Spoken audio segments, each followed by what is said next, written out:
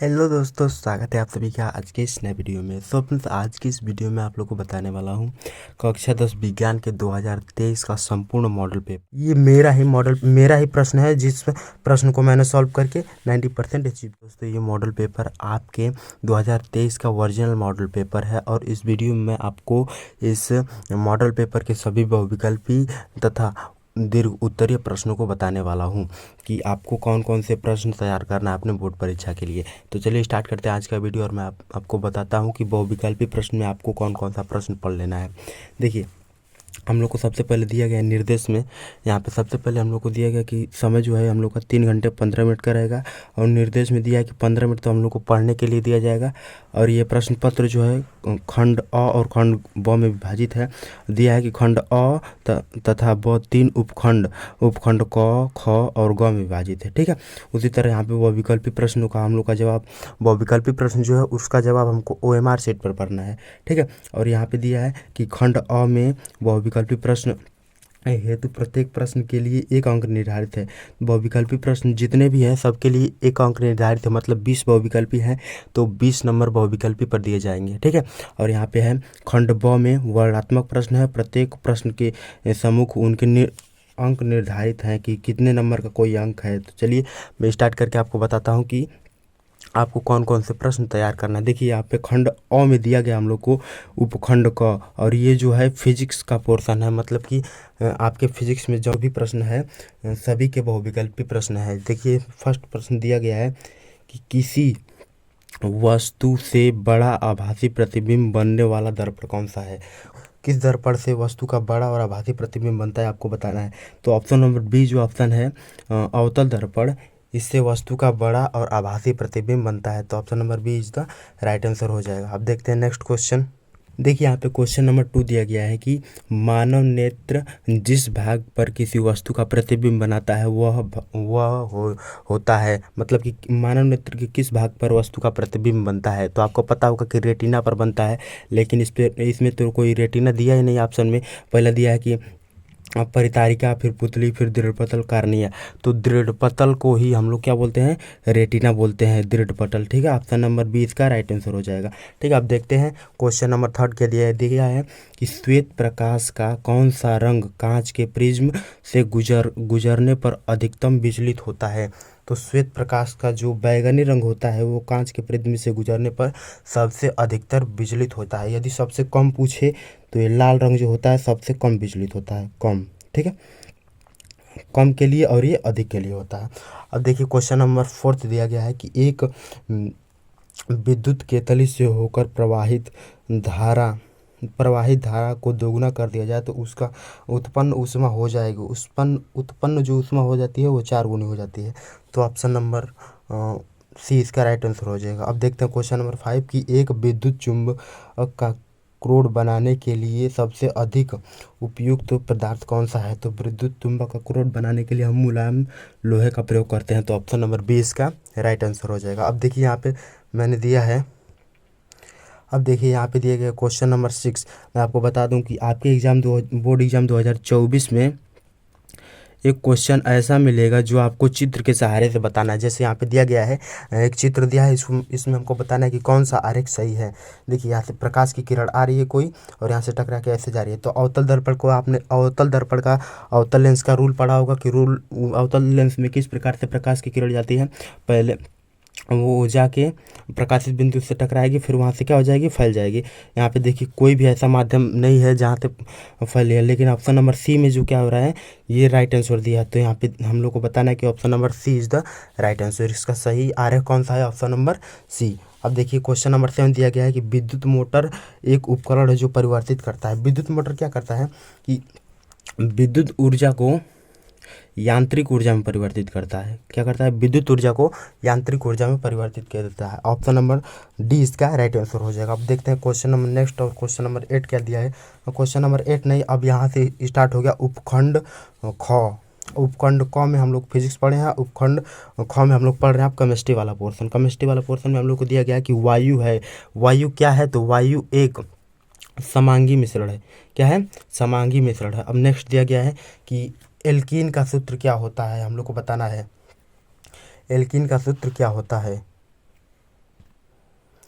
देखिए जो एल्किन का सूत्र होता है वो क्या होता है, CN और फिर H 2N-2 होता है। ठीक है, हम लोग को मतलब कि इस प्रकार से कि यदि कार्बन की संख्या n है तो हाइड्रोजन की संख्या उसके 2 गुना से 2 कम हो जाएगी। जैसे यहाँ पे देखिए कार्बन की संख्या n है मतलब 2, तो इसका 2 का 2 गुना करेंगे तो कितना हो जाएगा 4, 4 में से 2 घटा देंगे तो फिर कितना बचेगा 2। मतलब कि जितनी कार्बन की संख्या है उतनी हाइड्रोजन की संख्या भी है, तो ऑप्शन नंबर बी इसका राइट आंसर हो जाएगा। अब देखिए ये तो मोस्ट इंपॉर्टेंट रिपीट क्वेश्चन है, हर साल आपके पेपर में पूछा जाता है कि शुद्ध जल का pH मान क्या होता है।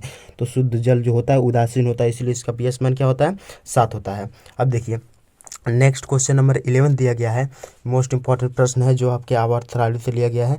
ये दिया है कि आवर्त सारणी के तीसरे आवर्त में बाईं से दाईं ओर जाने पर क्या होता है। तो बाईं से दाईं ओर जाने पर हम लोग का जो ऑप्शन नंबर सी में दिया गया है कि परमाणु क्रमांक में वृद्धि होती है पर परमाणु आकार में कमी होती है। तो ऑप्शन नंबर सी इसका राइट आंसर हो जाएगा। अब देखिए केमिस्ट्री के पोर्शन में एक दिया है कॉलम मिलाने वाला, मतलब ए से और बी में क्या कराना है, मैच कराना है। देखिए इसको मैच करने का एक सीधा सा ट्रिक बता रहा हूँ। यदि आपको इसमें कोई एक भी आ रहा है एकदम अच्छे से कंफर्म याद है, जैसे मान लीजिए आपको प्लास्टर ऑफ पेरिस का याद है कि प्लास्टर ऑफ पेरिस से क्या होता है, मूर्ति बनाई जाती है, मूर्ति का निर्माण किया जाता है। तो ऑप्शन ए का संबंध किससे है, दूसरे से। आप मैच करिए ऑप्शन में कि ए का संबंध कहीं दूसरे से है कि नहीं। देखिए ए का संबंध इसमें क्या है, बी वाले ऑप्शन में क्या है, ए का संबंध दूसरे से और किसी में नहीं है। मतलब कि आपको ए वाला यदि कंफर्म पता है कि ए का संबंध दूसरे से होगा तो ऑप्शन नंबर 20 का राइट आंसर हो जाएगा। उसी तरह कास्टिक सोडा से क्या होता है, साबुन का निर्माण होता है। सोडियम बाइकार्बोनेट से क्या होता है, प्रतिअम्ल बनता है। और ब्लीचिंग पाउडर से क्या होता है, कीटनाशक बनता है। समझ गए ना। तो आप मिलाने का ट्रिक तो जाने की, यदि आपको एक कन्फर्म पता है तो आप सभी को क्या कर सकते हैं, मैच कर सकते हैं। अब देखिए कि देखते हैं क्वेश्चन नंबर 13। क्वेश्चन नंबर 13 क्या बोल रहा है। देखिए क्वेश्चन नंबर 13 हम लोग को बोल रहा है कि निम्नलिखित में से मैथिल ऑरेंज मिलाने पर कौन सा लाल हो जाता है। किस में मैथिल ऑरेंज मिलाने पर लाल हो जाता है। तो यहाँ पे दिया है क्या कि सल्फ्यूरिक एसिड का जो जलीय विलयन होता है, यदि मैथिल ऑरेंज के ऊपर इसको हम लोग डाल दें तो क्या हो जाएगा, वो लाल हो जाएगा। अब देखिए उपखंड ग में हम लोग को दिया गया है, ये है बायोलॉजी वाला पोर्शन। ये मोस्ट इंपॉर्टेंट प्रश्न मैं आपको बता रहा हूँ, 2023 के संपूर्ण मॉडल पेपर से ले गया। देखिए इसमें दिया गया 14 वाला क्वेश्चन में कि नवीकरण ऊर्जा का एक पर्यावरण हितैषी स्रोत है। मतलब कि पर्यावरण को जो हितैषी स्रोत होता है वो हम लोग को बताना है। देखिए पवन ऊर्जा, पेट्रोलियम ऊर्जा, प्राकृतिक ऊर्जा और कोयला। तो जो पवन ऊर्जा होता है वो पर्यावरण का हितैषी स्रोत होता है। ठीक है, तो ऑप्शन नंबर ए इसका राइट आंसर हो जाएगा। अब देखिए मेंडलीफ प्रसिद्ध थे। मेंडलीफ किस क्षेत्र के लिए प्रसिद्ध हैं, तो आनुवांशिकता के क्षेत्र के लिए प्रसिद्ध है। ठीक है, अब यहाँ पे क्वेश्चन नंबर 16 दिया गया है कि शुक्राणु का निर्माण कहाँ होता है। तो शुक्राणु का निर्माण जो होता है वो कहाँ होता है, भ्रीषण में होता है। कहाँ होता है, भ्रीषण में। ठीक है, अब देखिए क्वेश्चन नंबर 17 दिया गया है इसमें कि कूपिका पाई जाती है। तो कूपिका जो होती है, जब हम लोग सांस लेते हैं तो हमारे फेफड़े में छोटी छोटी ऐसी मतलब बिंदुएं पाई जाती हैं जो फूलने लगती हैं, जिसमें वायु भर जाता है। तो कूपिका कहाँ पाई जाती है, फेफड़ों में, जिसे वायु कोष्ठ कहते हैं। समझ गए।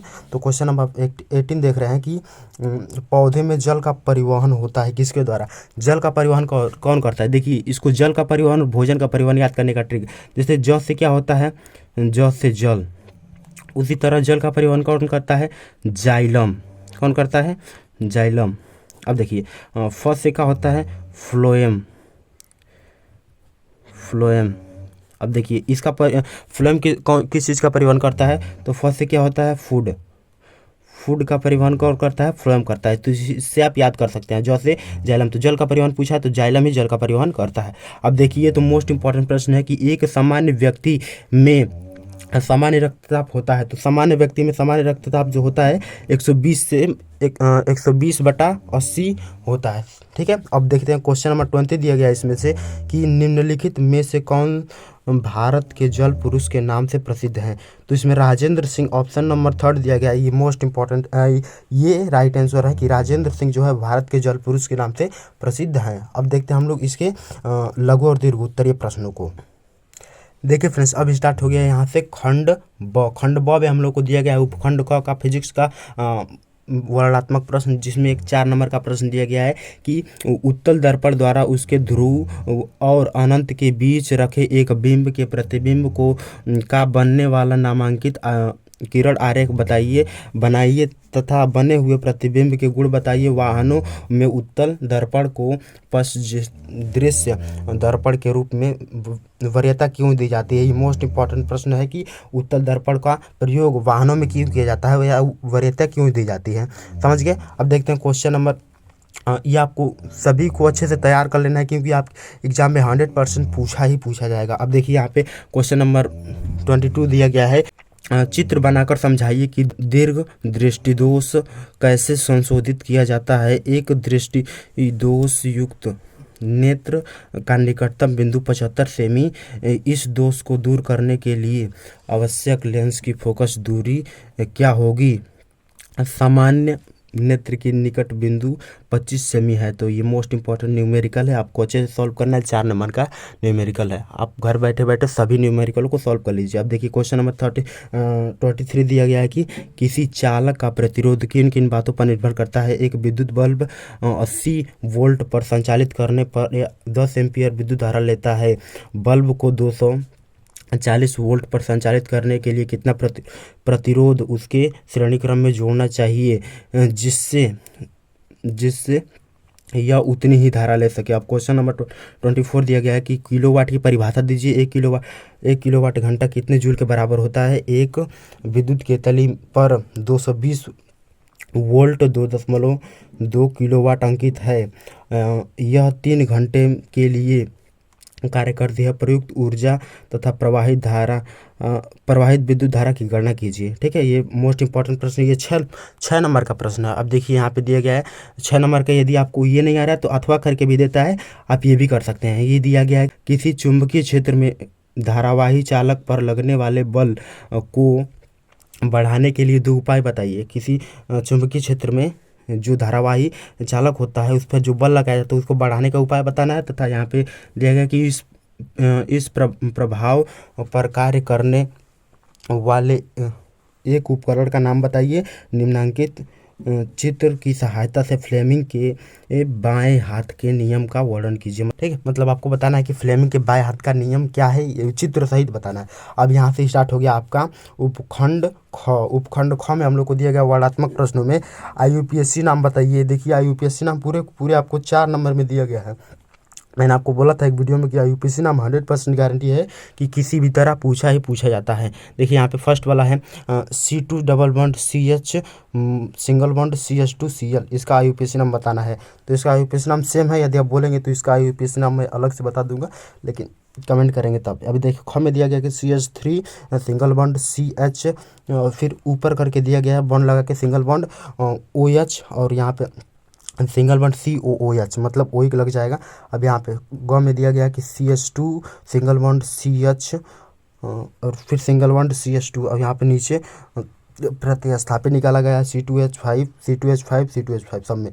अब यहाँ पे देखिए क्वेश्चन नंबर घ में दिया गया इसमें कि C है, C का कार्बन है, कार्बन का प्रतिस्थापी H भी है, कार्बन का प्रतिस्थापी क्लोरीन भी है, इसका आयोडीन भी है, ब्रोमीन भी है, सभी इसके कार्बन के प्रतिस्थापी हैं। तो इसका IUPAC ने बताना है। अब देखते हैं क्वेश्चन नंबर 26। देखिए क्वेश्चन नंबर 26 जो है वो 4 नंबर का तो है, लेकिन मोस्ट इंपॉर्टेंट है कि क्लोरीन परमाणु क्रमांक 17। क्लोरीन का जो परमाणु क्रमांक है वो कितना होता है 17 तथा इलेक्ट्रॉनिक विन्यास लिखिए और यहाँ पे आवर्त सारणी में इसकी स्थिति स्पष्ट कीजिए तथा इसकी संयोजकता लिखिए। हम लोग को लिखना है कि इसकी स्थिति और संयोजकता क्या है। अब देखिए क्वेश्चन नंबर 27 दिया गया है कि निम्नलिखित रासायनिक समीकरणों को आपको संतुलित करना है। आपको सभी रासायनिक समीकरणों को संतुलित करना है। ये कितने नंबर का है 6 नंबर का। मैंने एक वीडियो में बताया था कि आपके एग्जाम में जो रासायनिक समीकरण को संतुलित करने वाला है मोस्ट इंपॉर्टेंट है। बस देखने में आसान लगता है लेकिन हर साल पूछा जा सकता है। ठीक है, अब देखिए यहाँ पे अथवा करके भी दिया रहता है कि निम्नलिखित पर टिप्पणी लिखिए। इस पर आप टिप्पणी लिख सकते हैं कि ऑक्सीकरण अभिक्रिया, प्रतिस्थापन अभिक्रिया या भर्जन क्या होता है। ये 6 नंबर का है। ठीक है, अब देखिए उपखंड ग में हम लोग को दिया गया बायोलॉजी वाला पोर्शन। बायोलॉजी वाले पोर्शन में दिया गया है क्वेश्चन नंबर 28 की मेंडल के नियमों का वर्णन कीजिए। मेंडल के क्या नियम है सभी का वर्णन करना है। अब ये भी दिया गया 29 में कि एक आवृत्तबीजी पौधे में निषेचन के पश्चात होने वाले परिवर्तनों को लिखिए। मतलब परिवर्तनों का विवरण दीजिए कि मतलब निषेचन होने के बाद क्या उसमें परिवर्तन होता है। अब क्वेश्चन नंबर 30 दिया गया है कि पर्यावरण को बचाने के लिए 5 प्रकार के आर का वर्णन कीजिए। कि 5 प्रकार के रेड यूज, फिर तो तेरा 5 प्रकार के जितने भी आर हैं सभी का क्या करना है, वर्णन करना है। आर 3 समझो, 3 जानते हैं ना, उसी का वर्णन कर देना। क्वेश्चन नंबर 31 में दिया गया है कि मानव में नर प्रजनन तंत्र का वर्णन कीजिए। नर प्रजनन तंत्र का वर्णन करना है। या आपको ये नहीं रहता 6 नंबर में ये भी क्वेश्चन दिया गया कि पुष्प पादपों में लैंगिक जनन पर एक निबंध लिखिए। ठीक है, ये है आपके विज्ञान का संपूर्ण 2023 का मॉडल पेपर। ठीक है, मैंने इसमें जो जिन भी प्रश्नों को बताया, बहुविकल्पी प्रश्नों को बताया, और मैं आपको इस वीडियो में तो नहीं, अगले वीडियो में बताऊंगा कि किस प्रकार से मैंने इसका हल लिखा था। यदि आप कमेंट करेंगे तो इसका हल सहित पूरे मैं एक कॉपी पर बताऊंगा कि आपको किस प्रकार से अपने कॉपी पर लिखना है। तो मैं आशा करता हूं कि आज का पूरा वीडियो आपको समझ में आया होगा। यदि कोई डाउट हो तो कमेंट में पूछ लीजिए। मिलते हैं अगले वीडियो में, तब तक के लिए धन्यवाद। जय हिंद, बाय बाय।